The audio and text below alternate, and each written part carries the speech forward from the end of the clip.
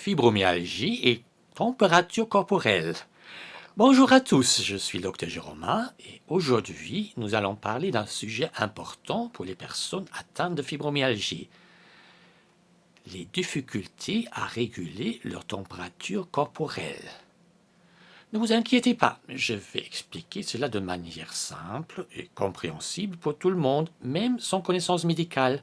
Et je vais le faire avec empathie et enthousiasme. Imaginez un monde où la température extérieure détermine ce que nous ressentons à l'intérieur de notre corps. Pour des millions de personnes atteintes de fibromyalgie, c'est une réalité quotidienne.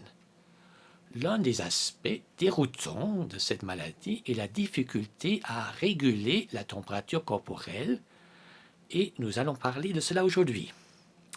Prenons l'exemple d'Alexia, une personne de 37 ans qui lutte contre la fibromyalgie depuis 6 ans. Outre les douleurs chroniques et la fatigue, l'une des choses les plus difficiles pour elle est l'incapacité de son corps à gérer efficacement la température. Elle se réveille épuisée et même la moindre brise la fait frissonner, comme si son thermostat interne était déréglé.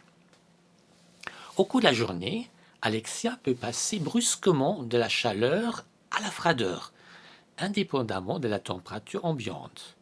Elle peut se retrouver en nage pendant un déjeuner entre amis, alors que les autres trouvent la pièce fraîche. Le soir, elle lutte contre des vagues de chaleur interne, indépendamment du climat extérieur. Ces problèmes de régulation de la température ont un impact sur sa vie sociale et son bien-être général. Alors, pourquoi cela se produit-il? La régularisation de la température corporelle est un processus complexe qui est contrôlé par l'hypothalamus, une petite région du cerveau. Il surveille constamment la température du corps et déclenche des mécanismes pour la maintenir stable. Alors, cela ne fonctionne pas correctement, comme c'est le cas dans la fibromyalgie. Cela peut entraîner des problèmes de régulation thermique. Des études ont montré que les patients atteints de fibromyalgie ont des réponses thermorégulatrices altérées. C'est ce qui signifie qu'ils ont du mal à maintenir une température corporelle stable dans des conditions chaudes ou froides. Ils peuvent ressentir des variations de température soudaines et imprévisibles, même lorsque l'environnement ne change pas.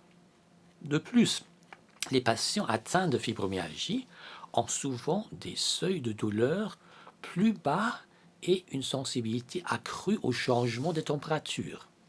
Les fluctuations mineures de température peuvent provoquer des douleurs et de l'inconfort, même si elles sont imperceptibles pour les autres.